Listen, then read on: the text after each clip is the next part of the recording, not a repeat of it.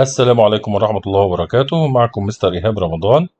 إن شاء الله هشرح لكم بديل برنامج الزوم. طبعا الناس كلها اشتكت من برنامج الزوم المجاني، فأنا دلوقتي جاي أشرح لكم برنامج بديل ليه وهو مجاني تماما. طريقة الشرح إن شاء الله هشرح البرنامج ده في 3 فيديوهات. أول فيديو اللي هو بتاع النهاردة هشرح لكم البرنامج إزاي المدرس يستخدم البرنامج عن طريق الموبايل. الفيديو اللي بعد كده ان شاء الله هشرح ازاي يستخدم البرنامج عن طريق اللابتوب او عن طريق الكمبيوتر. الفيديو الثالث ان شاء الله هشرح ازاي الطالب نفسه يستخدم البرنامج ويتفاعل مع مدرسه في الحصة، سواء كان الطالب ده داخل من لابتوب او داخل من موبايل. وطبعا يقدر المدرس ان هو ياخد الفيديو ده ويبعته للطالب بحيث ان الطالب يذاكر الفيديو ويلاقي سهولة في الدخول والتعامل مع البرنامج. طبعا اول حاجة هعملها هفتح بتاع ده الجوجل بلاي، وطبعا هكتب اسم البرنامج. اسم البرنامج هنا هو فري كونفرنس كول. تمام، بعد ما اكتب اسم البرنامج ابدا طبعا اضغط على كلمة تثبيت واستنى لحد ما البرنامج ينزل. بعد ما نزل البرنامج هنفتحه. تمام، طبعا اضغط على كلمة سماح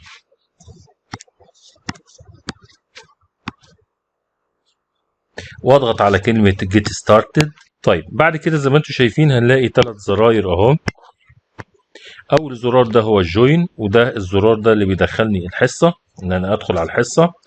الزرار الثاني سكادول، وده هنا تنسيق مواعيد الحصص بتاعتي. ثالث زرار هو الهوست، ودي لما اكون عايز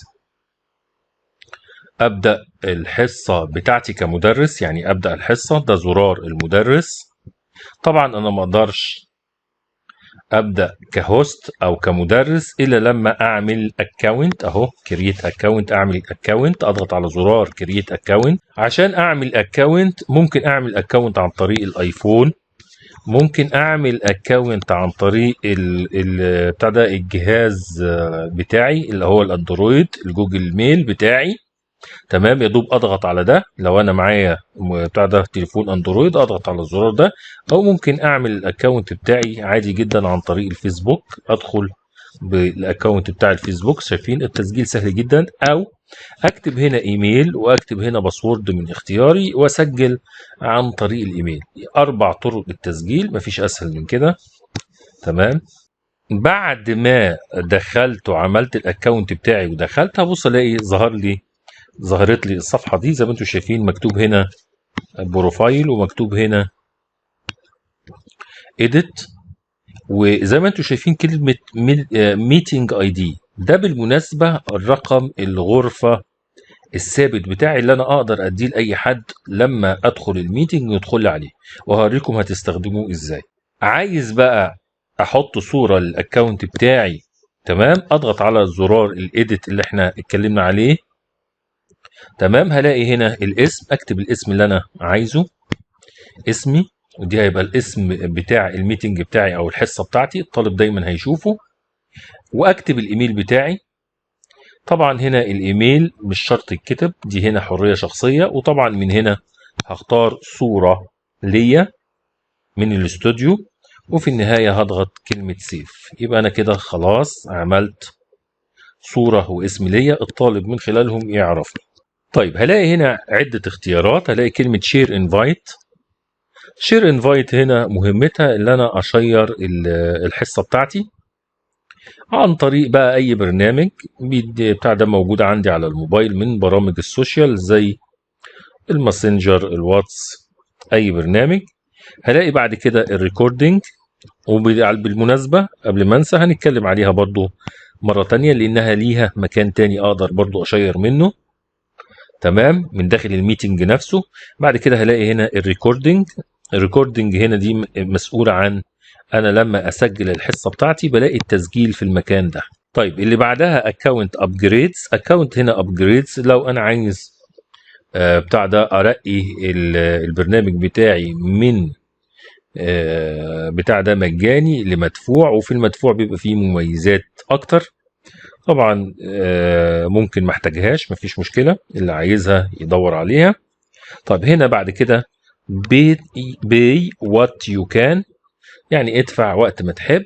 دي هنا معناها انك عايز تتبرع باي مبلغ زي ما تحب تتبرع. دي هنا بيسموها ثقافة الدونيت، اللي هي ثقافة التبرع، ودي موجودة في برامج كتير جدا قائمة على التبرع، زي برنامج أو متصفح الفايرفوكس. ده برنامج مجاني تماما وقائم على سياسة التبرع، وهي سياسة مشهورة ومعروفة في أوروبا.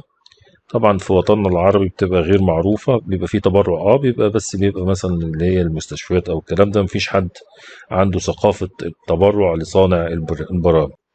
بعد كده هنلاقي الميتنج، طبعا هنشرحها من داخل الميتنج نفسه، هنشرح الاختيارات دي من داخل الميتنج او الاعدادات دي. هنلاقي بعدها كلمة security، دي هنا اعدادات امان بزيادة. طبعا احنا مش هنستخدمها علشان خاطر ما نكلكعش او ما نعقدش الطالب اللي بيدخل الحصة، تمام، لانه بيطلب منه كلمات كلام سر وكلام زي كده، فطبعا هنكنسلها.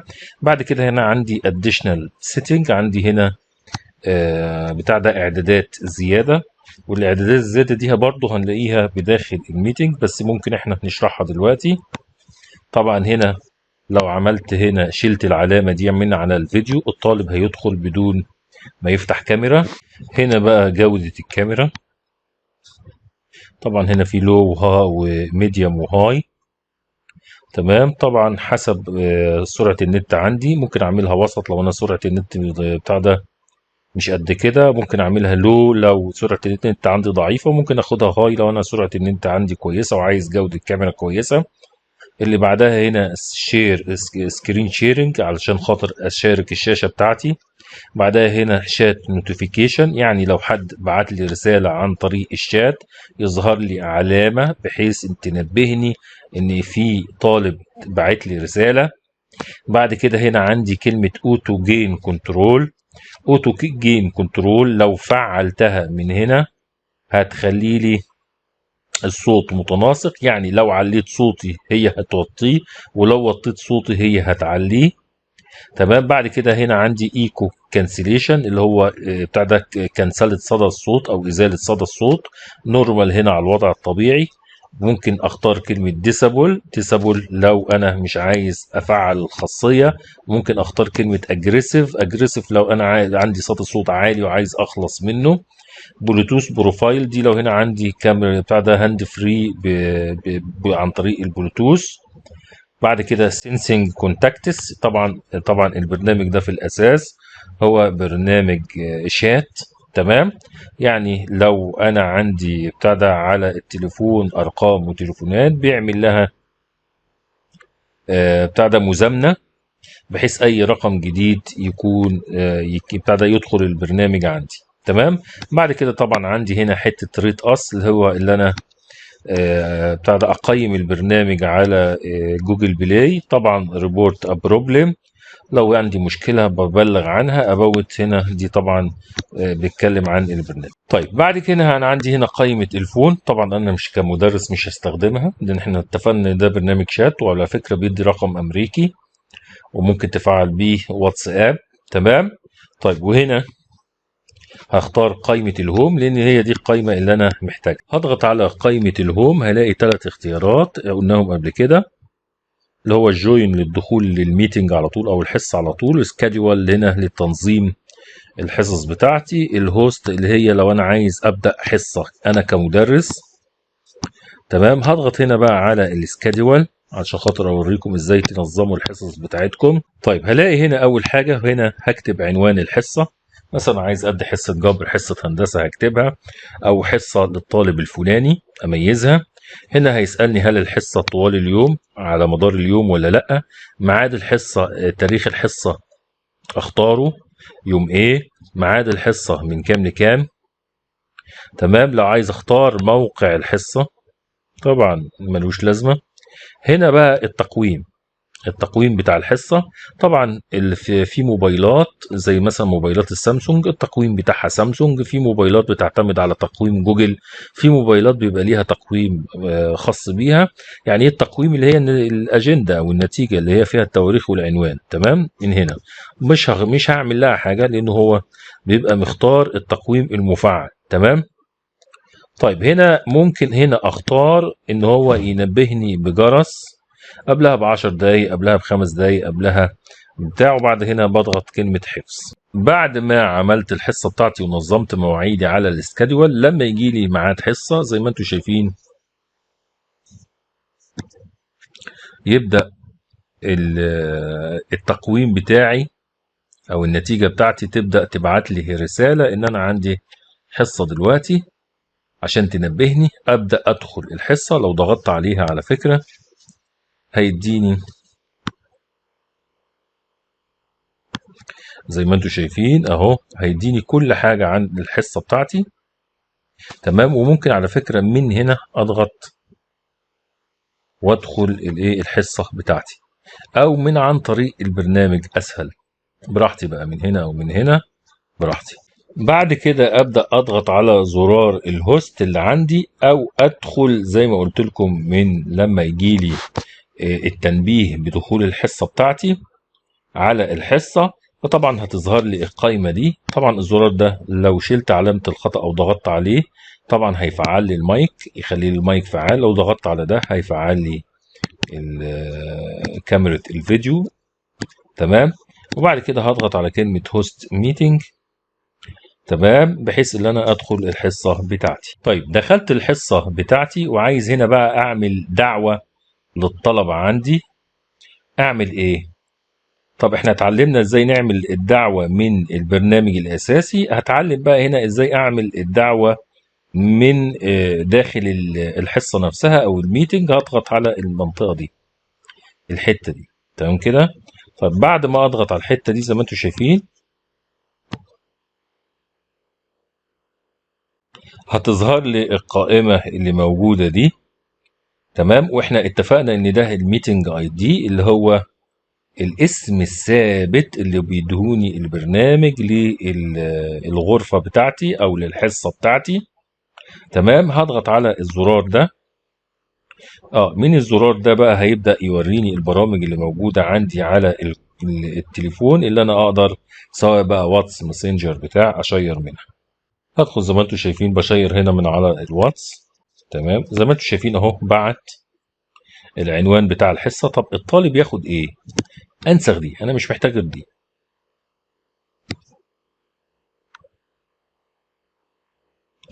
تمام.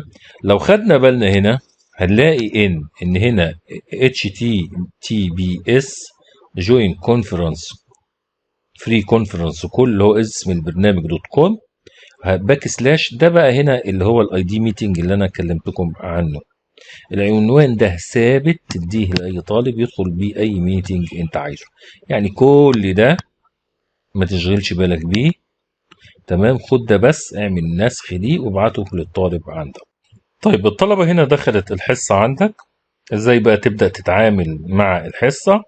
هتضغط طبعا على زرار الكاميرا. طبعا هتشغل الكاميرا بتاعتك وطبعا هتشغل المايك، دي حاجة طبيعية مش محتاجة كلام.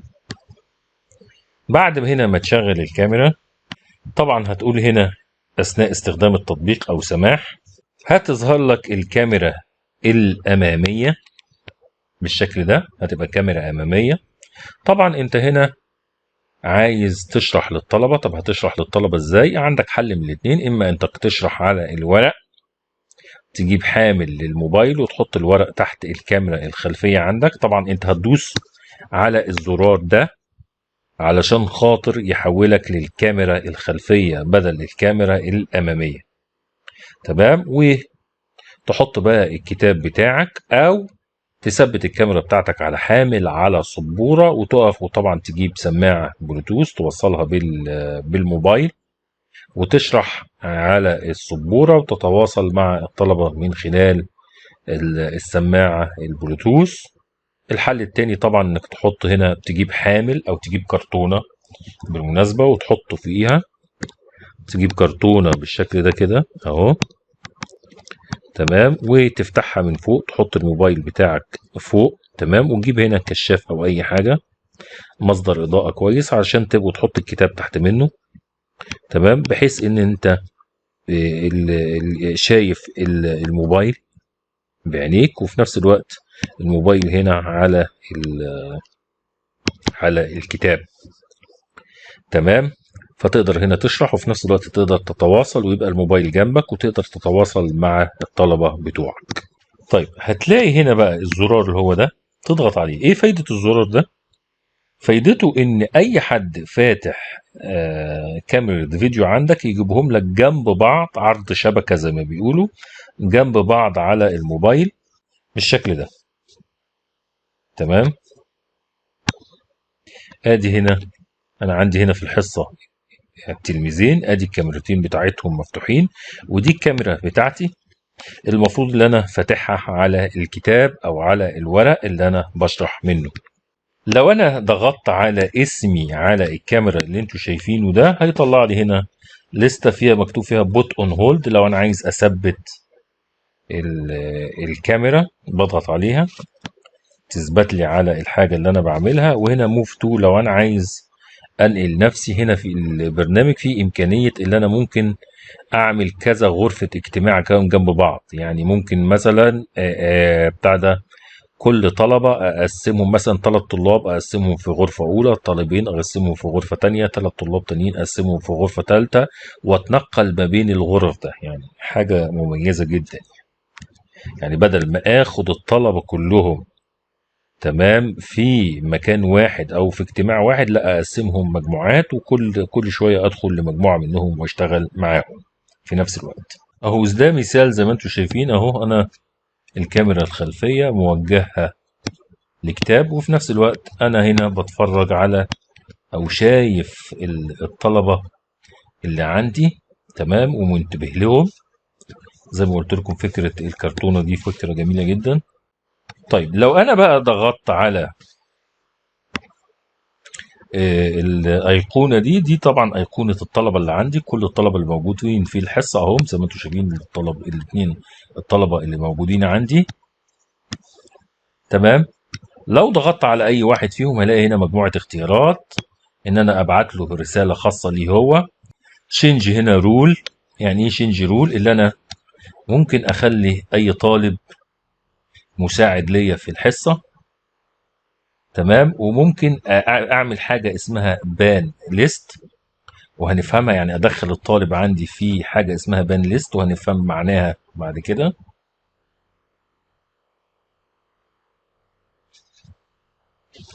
اهو.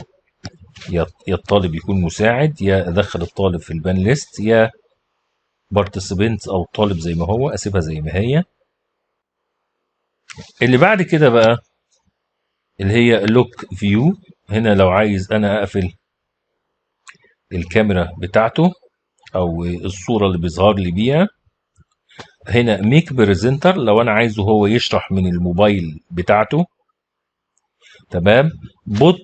بوت ان هولد لو انا هنا عايز اعمل له بوز. بعد كده ريموف لو انا عايز امشيه من الحصة خالص، احذفه من الحصة.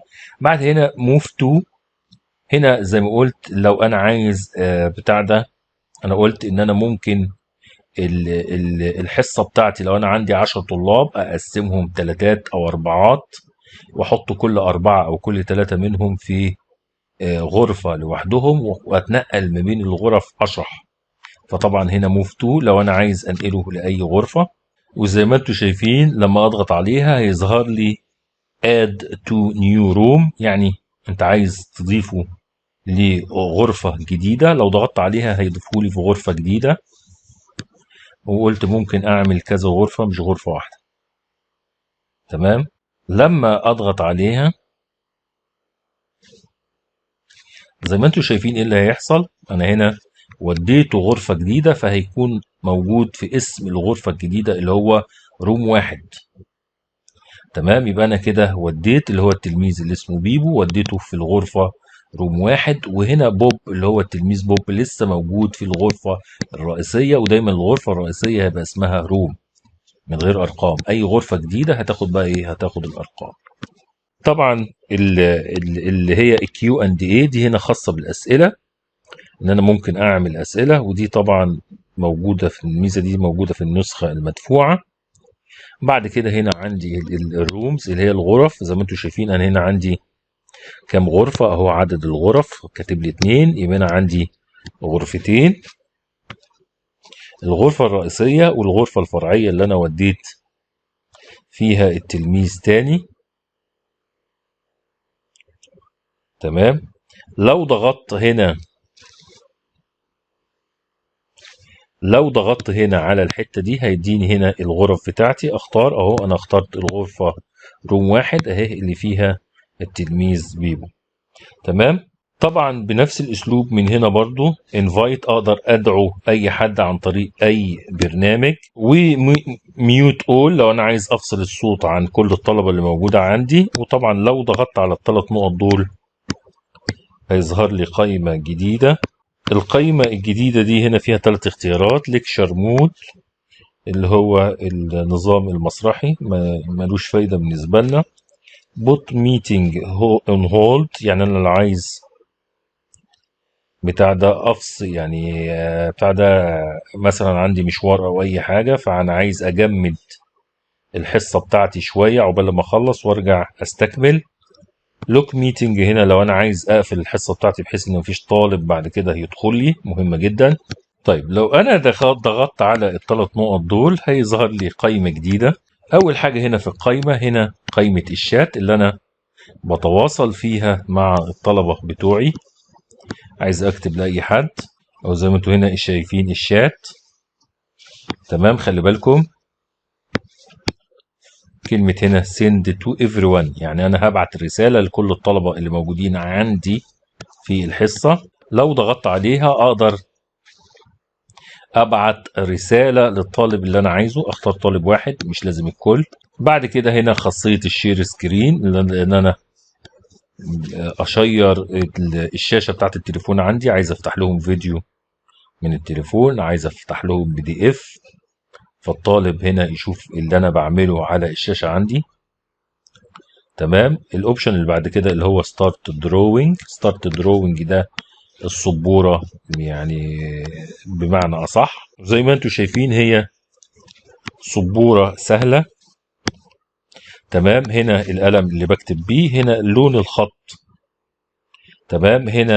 هنا المساحة اللي بتمسح اي حاجه بكتبها. هنا البان اللي هنا اللي بتحرك اي حاجه بعملها، هنا تحركها يمين او شمال، مثلا كتبت جمله وعايز احركها يمين او شمال بستخدم البان. هنا الارو الاسهم اللي انا بكتبها على السبوره.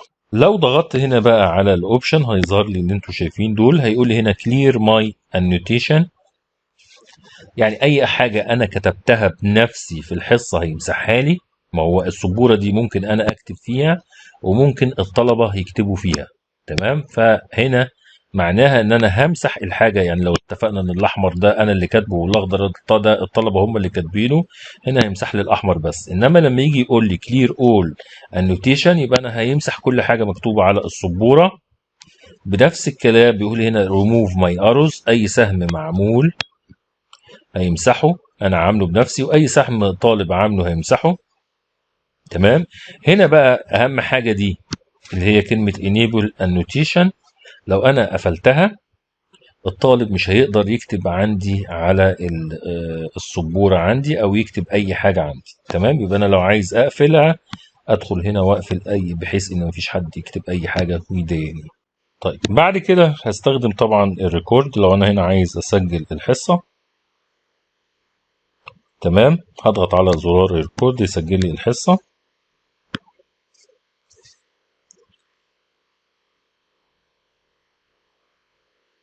وزي ما انتم شايفين عمل ده، يبقى كده هنا هو بيسجل. وطبعا بعد ما اخلص الحصه بتاعتي هلاقي التسجيل موجود وهقول لكم موجود فين، ويمكن انا شرحته قبل كده. البرودكاستر ما نشغلش بالنا بيها. ميديا كاستنج كنترول برضو نفس الكلام. ميت سيتنج هنا بقى هنا اعدادات الميتنج اللي احنا اتكلمنا عليها في اول الشرح، وقلنا ان احنا هنشوفها مرة تانية. تمام. ادي هنا بقى اعدادات الميتنج اللي احنا اتكلمنا عليها قبل كده، وقلنا ان احنا هنشوفها مرة تانية. الاسم بتاعي، الايميل بتاعي اذا كنت عايز اكتبه، سكرين شيرنج لو انا هنا عايز اشير السكرين بتاعتي، الفيديو لو عايز الطلبة بتاعتي يدخلوا الحصة وهم فاتحين كاميرات الفيديو، الكاميرا كواليتي بتاع الكاميرا بتاعتي احنا قلنا عندي لو ميديوم وهاي، ضعيف ومتوسط وقوي، وقلنا حسب اشغلها حسب بتاع ده سرعة النت اللي موجودة عندي. بعد كده هتلاقي اختيار الاوديو واتكلمنا عليه قبل كده، لو ضغطنا عليه هنشوف هيظهر لي كلمة اوتو جين كنترول، واحنا اتفقنا ان دي اللي هي بتظبط لي الصوت، لا تخليه عالي ولا تخليه واطي. وطبعا هنا لو انا عندي بلوتوث سماعة بلوتوث، وهنا طبعا صدى الصوت لما يكون عايز يعزل صدى الصوت، وقلنا فيه ان هو ما يعزلوش خالص او ما يغيرش الصوت، وقلنا نورمال هنا يعزله عزل خفيف، وقلنا اجريسيف لو عندي صدى صوت قوي يشيلهولي. بعد كده هلاقي هنا كلمة entry and exit tones، لو أنا عندي الطالب دخل الحصة هسمع صوت تنبيه، ولو خرج من الحصة هسمع صوت تنبيه، لو أنا ما بحبش الإزعاج هشيلها. هنا announce caller count، هنا بيعد لي المتصلين أو اللي داخلين الحصة عندي. تمام. هنا display attendee list، يظهر لي هنا قائمة الطلاب، لو عايز يظهرها لي بيظهرها لي. بعد كده هنا ask job code، هنا طبعا انا دي يعني بتفرق لما يكون حد عامل اجتماع مع مثلا بتاع ده الموظفين عنده في المصنع، مثلا عنده مثلا مهندسين وعمال، بيبقى كل واحد ليه كود بحيث ان هو يعرف مين العمال والمهندسين. طبعا هنا انا كمدرس مش هستفيد منها حاجة. اللي بعده wait for host، يعني استنى المدرس قد ايه، استناه 5 دقايق 10 دقايق. طبعا انا لو فعلت الخاصية دي هيقدر الطلبة ان هم يدخلوا الحصة بدون ما اكون موجود ويتناقشوا مع بعض. طبعا لو ما فعلتهاش مفيش حد هيقدر يدخل الحصة من غير ما اكون موجود. وطبعا هنا عندي ممكن افعل الخاصية 10 دقايق 5 دقايق زي ما احب. طيب هنا continue without host، يعني بعد ما خلصت الحصة ممكن اسيب الطلبه يتناقشوا مع بعضهم لمده مثلا 5 دقائق 10 دقائق زي ما احب، وبعد كده الحصه تقفل. اختار من هنا الوقت اللي انا عايزه. لو قفلتها اول ما هطلع من الحصه على طول تلقائي كله هيخرج من الحصه. طبعا اللي بعد كده هنا طبعا فتح زرار الشات، وده هنا ليه 3 اختيارات: ان انا اقفل الشات خالص في الحصه، ان انا اسمح بالشات اهو باون، وكمان هنا سماح بالشات بالاون، ان انا ممكن على فكرة في الشات ابعت صور ابعت اي ملفات.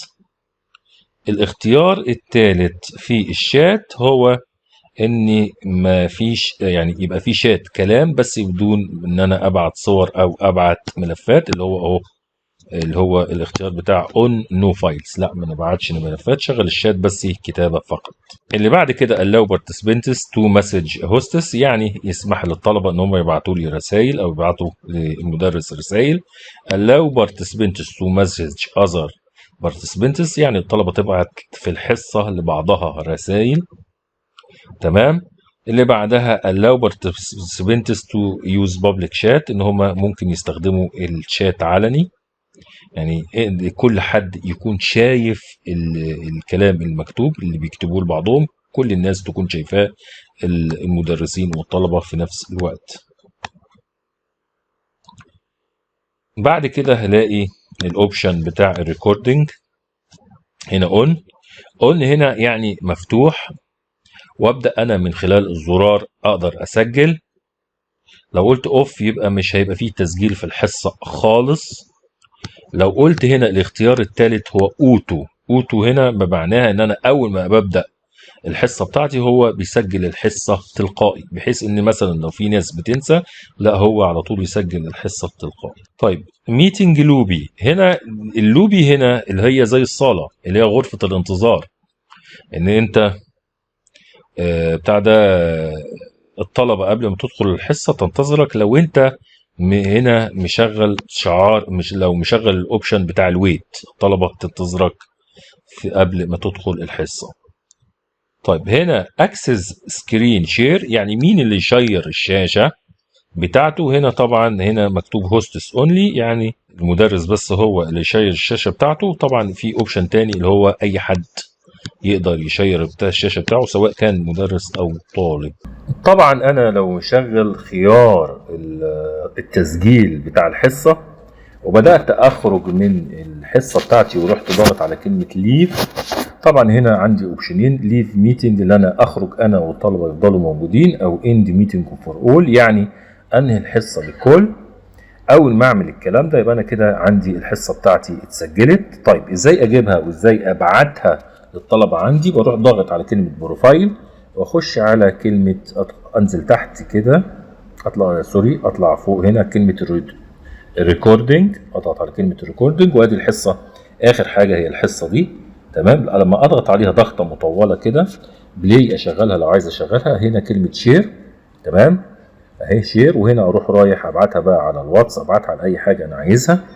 تمام كده انا بعتها له. تمام. طبعا هنا الطالب لما هيدخل عليها ويضغط عليها بالشكل ده هيبقى ايه، هيروح يتفرج على الحصه اللي احنا سجلناها مع بعض. وفي النهاية أتمنى أن أنا أكون أفدتكم، وطبعا ما تنسونيش في الشير واللايك والسبسكرايب. دمتم في أمان الله، والسلام عليكم ورحمة الله وبركاته.